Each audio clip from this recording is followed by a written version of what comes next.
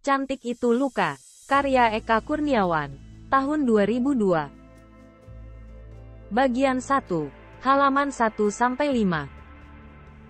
Sore hari di akhir pekan bulan Maret, Dewi Ayu bangkit dari kuburan setelah 21 tahun kematian. Seorang bocah gembala dibuat terbangun dari tidur siang di bawah pohon Kamboja, kencing di celana pendeknya sebelum melolong, dan keempat dombanya lari di antara batu dan kayu nisan tanpa arah bagaikan seekor macan dilemparkan ke tengah mereka. Semuanya berawal dari kegaduhan di kuburan tua, dengan nisan tanpa nama dan rumput setinggi lutut. Tapi semua orang mengenalnya sebagai kuburan Dewi Ayu. Ia mati pada umur 52 tahun, hidup lagi setelah 21 tahun mati. Dan kini hingga seterusnya tak ada orang yang tahu bagaimana menghitung umurnya. Orang-orang dari kampung sekitar pemakaman datang ke kuburan tersebut begitu si bocah gembala memberitahu. Mereka bergerombol di balik belukar ceri, jarak dan di kebun pisang, sambil menggulung ujung sarung, menggendong anak, menenteng sapu lidi, dan bahkan berlepotan lumpur sawah. Tak seorang pun berani mendekat, hanya mendengarkan kegaduhan dari kuburan tua itu bagaikan mengelilingi tukang obat sebagaimana sering mereka lakukan di depan pasar setiap hari Senin. Menikmatinya penuh ketakjuban. Tak peduli itu merupakan horor yang menakutkan seandainya mereka sendirian saja.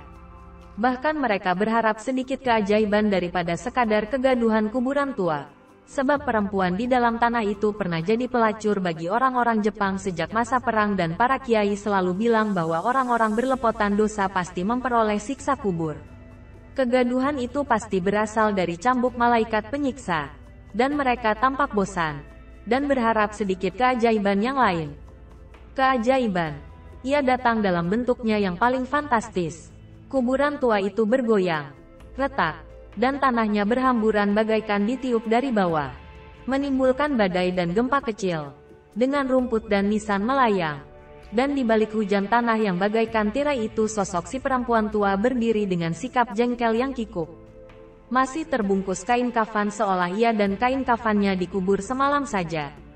Orang-orang histeris dalam teriakan serempak yang menggema oleh dinding-dinding bukit di kejauhan, berlari lebih semrawut dari kawanan domba.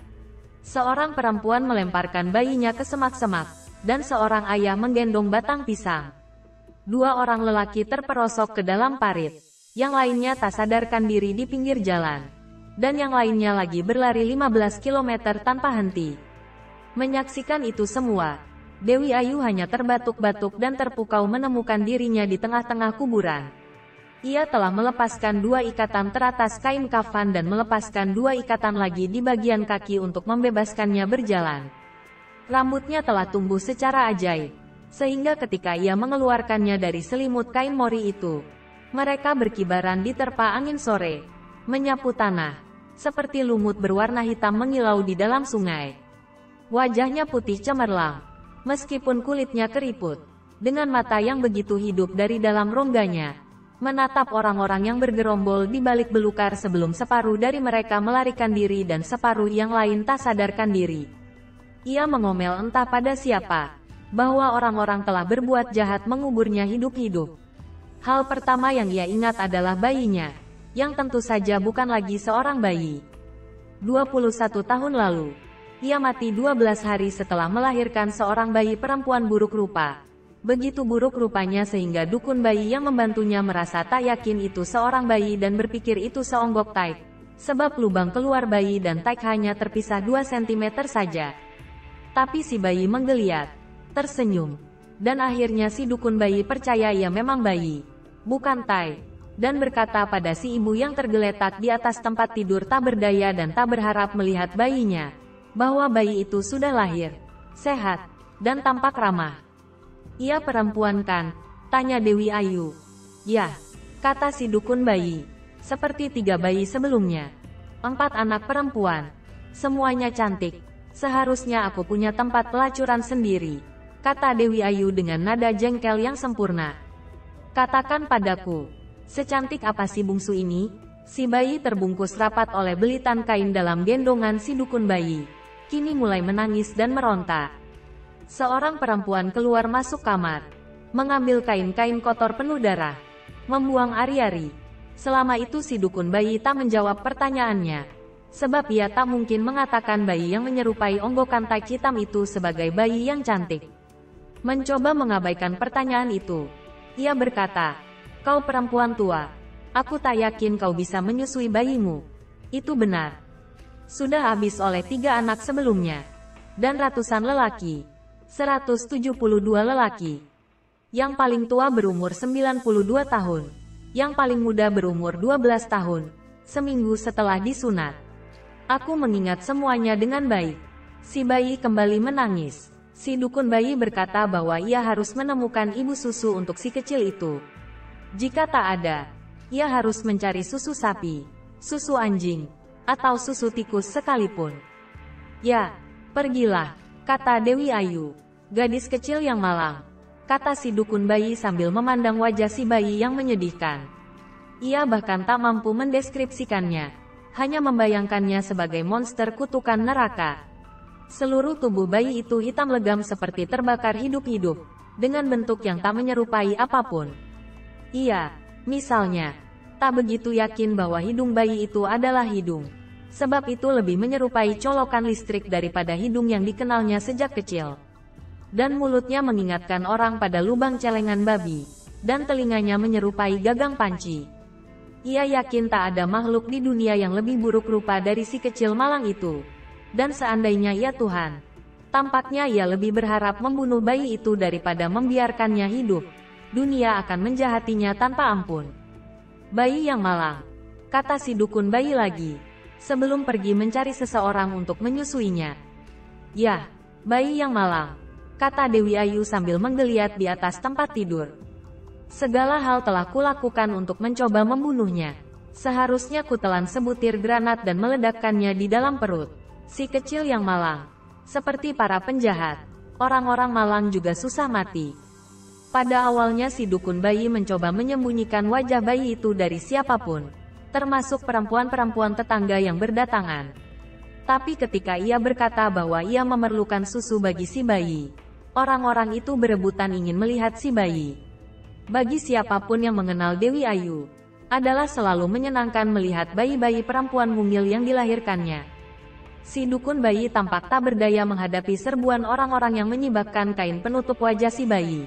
Namun ketika mereka telah melihatnya dan menjerit dalam horor yang tak pernah mereka hadapi sebelumnya, si dukun bayi tersenyum dan mengingatkan mereka bahwa ia telah berusaha untuk tidak memperlihatkan wajah neraka itu. Mereka masih berdiri setelah pekikan sesaat itu, dengan wajah-wajah idiot kehilangan ingatan, sebelum si dukun bayi segera pergi. "Semestinya ia dibunuh saja," kata seorang perempuan, yang pertama terbebas dari amnesia mendadak itu. "Aku sudah mencobanya," kata Dewi Ayu bersamaan dengan kemunculannya. Ia hanya mengenakan daster kusut dan kain yang melilit pinggangnya. Rambutnya tampak kacau sekali, serupa orang yang bebas dari pertarungan dengan banteng. Orang-orang memandangnya dengan iba. "Ia cantik, kan?" tanya Dewi Ayu. Ya, tak ada kutukan yang lebih mengerikan daripada mengeluarkan bayi-bayi perempuan cantik di dunia laki-laki yang mesum seperti anjing di musim kawin." Tak seorang pun menanggapi, kecuali memandangnya masih dengan iba atas dusta tentang gadis kecil yang cantik itu. Rosina, si gadis gunung bisu yang telah melayani Dewi Ayu selama bertahun-tahun menggiring perempuan itu ke kamar mandi. Ia telah menyediakan air hangat di bak, dan di sanalah Dewi Ayu berendam bersama sabun wangi bersulfur, dibantu si gadis bisu yang mengeramasi rambutnya dengan minyak lidah buaya. Hanya gadis bisu itulah yang tampaknya tak terguncang oleh apapun. Meskipun bisa dipastikan ia telah mengetahui tentang gadis kecil buruk rupa tersebut sebab hanya Rosina yang menemani si dukun bayi selama ia bekerja. Ia menggosok punggung majikannya dengan batu gosok, menyelimutinya dengan handuk, membereskan kamar mandi sementara Dewi Ayu melangkah keluar. Seseorang mencoba menghidupkan kemurungan itu dan berkata pada Dewi Ayu, "Kau harus memberinya nama yang baik." "Yah," kata Dewi Ayu, "namanya cantik." "Oh." Orang-orang itu menjerit pendek, mencoba menolak dengan cara yang memalukan. "Atau luka, demi Tuhan, jangan nama itu. Kalau begitu, namanya cantik." Mereka memandang tak berdaya sebab Dewi Ayu telah melangkah masuk ke dalam kamarnya untuk berpakaian. kecuali memandang satu sama lain dengan sedih membayangkan seorang gadis dengan colokan listrik di wajah yang sehitam jelaga kelak dipanggil orang dengan nama cantik. Sebuah skandal memalukan. Bagaimanapun, adalah benar bahwa Dewi Ayu telah mencoba membunuhnya. Ketika tahu bahwa ia bunting, tak peduli setengah abad ia telah hidup, pengalaman telah mengajarinya bahwa ia bunting lagi.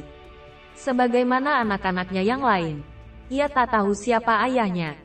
Namun berbeda dengan yang lain, ia sama sekali tak mengharapkannya hidup. Maka ia menelan 5 butir parasetamol yang ia peroleh dari seorang mantri. Diminum dengan setengah liter soda, cukup untuk nyaris membuatnya mati, tapi tidak bayi itu ternyata. Ia memikirkan cara lain. Memanggil si dukun bayi yang kelak mengeluarkan anak itu dari rahimnya. Memintanya membunuh bayi itu dengan memasukkan tongkat kayu kecil ke dalam perut. Ia mengalami pendarahan selama 2 hari 2 malam. Kayu kecilnya keluar telah terkeping-keping. Tapi si bayi terus tumbuh. Ia melakukan 6 cara lain untuk menaklukkan bayi itu. Semuanya sia-sia.